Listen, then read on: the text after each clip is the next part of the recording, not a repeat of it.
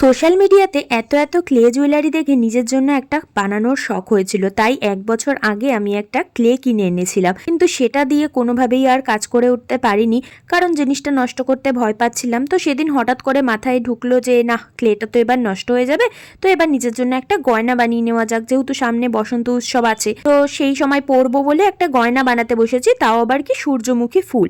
মানে ক্লে দিয়ে তো কোনোদিনও কাজ করিনি, তার উপরে আবার একটা কঠিন জিনিস বানানোর সিদ্ধান্ত নিয়ে নিয়েছি। তো যাই হোক, কিছুতে তো আর সূর্যমুখী হলোই না। তারপর হঠাৎ মাথায় আসলো ক্লেটা তো নষ্ট হয়ে যাবে, তার চেয়ে বরং এটা দিয়ে একটা কিছু করে ফেলি। তাই একটা পুরনো কেকের বোর্ডের মধ্যে আমি একটা ভ্যালেন্টাইন্স ডে উপলক্ষে কাপল বানিয়ে ফেললাম। মানে যা মাথায় এসেছে তাড়াহুড়ো করে বসিয়ে দিয়েছি, কারণ ক্লেটা শক্ত শক্ত হয়ে আসছিল। তো সেখানে আমি আবার সাদা রং করে রেখে দিয়েছিলাম, কিন্তু দুদিন বাদে দেখি যে রংটা না একদম মানে হালকা হয়ে গেছে, কোথায় যে উবে গেছে তা জানি না। তো যাই হোক, এবারে আমি কাপলটাকে নিয়ে তারপরে দুদিন বাদে আর কি বসেছি রং করতে। তো এখানে আমি ওদেরকে লাল জামা নীল প্যান্ট পরিয়ে দিয়েছি আর জুতোগুলো কালো করে দিয়েছি। এবার হচ্ছে এই চারপাশে রংটা করতে গিয়েও তো আমি পুরো ঘেটে ফেলেছিলাম। তো ফার্স্টে আমি হলুদ কমলা মিশিয়ে কিছু একটা করার চেষ্টা করছিলাম, সেটা হয়নি বলে সেখানে আমি স্কাই কালার দিতেই এরকম একটা সুন্দর সবুজ কালার চলে আসে।